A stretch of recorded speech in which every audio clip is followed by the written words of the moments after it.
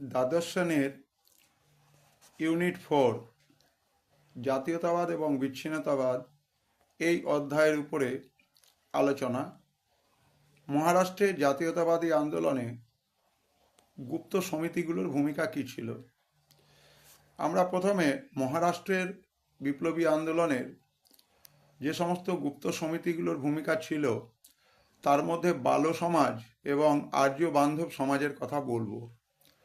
শুরু করছি in the light off history, ইতিহাসের আলোয় ইউটিউব চ্যানেলে।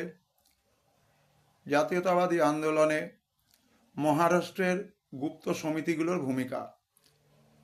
মহারাষ্ট্রে বাল সমাজ এবং আর্য বান্ধব সমাজ এই দুটি গোপন বিপ্লবী সমিতি গড়ে ওঠে। বাল সমাজ ছিল বিদ্যালয় স্তরের সংগঠন।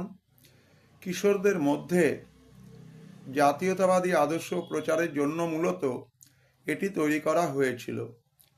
ইতালির ঐক্য আন্দোলনের দুজন পুরোধা পুরুষ মাৎসিনি এবং গ্যারিবোল্ডির আদর্শ, শৌর্য, প্রতীক এবং তার কাহিনী প্রচার করে এই সমিতি ছাত্রদের মধ্যে প্রবল ব্রিটিশ বিরোধী মনোভাব জাগিয়ে তোলে।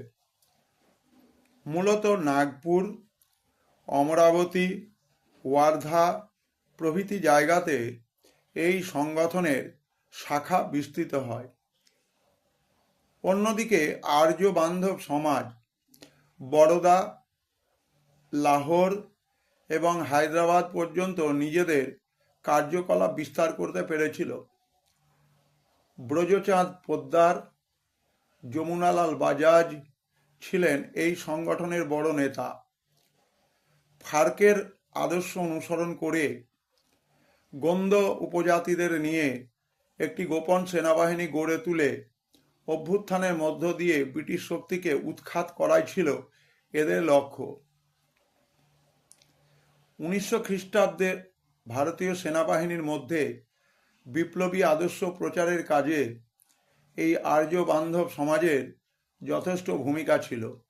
সুতরাং বাংলাতে যেরকম অনুশীলন সমিতি, যুগান্তর দল ছিল, মহারাষ্ট্রে সেই রকম বাল সমাজ এবং আর্য বান্ধব সমাজ মানুষের মধ্যে, ছাত্রদের মধ্যে, যুবদের মধ্যে বিপ্লবী চিন্তাধারা প্রবেশ করার এবং প্রসার ঘটানোর জন্য চেষ্টা করেছিল।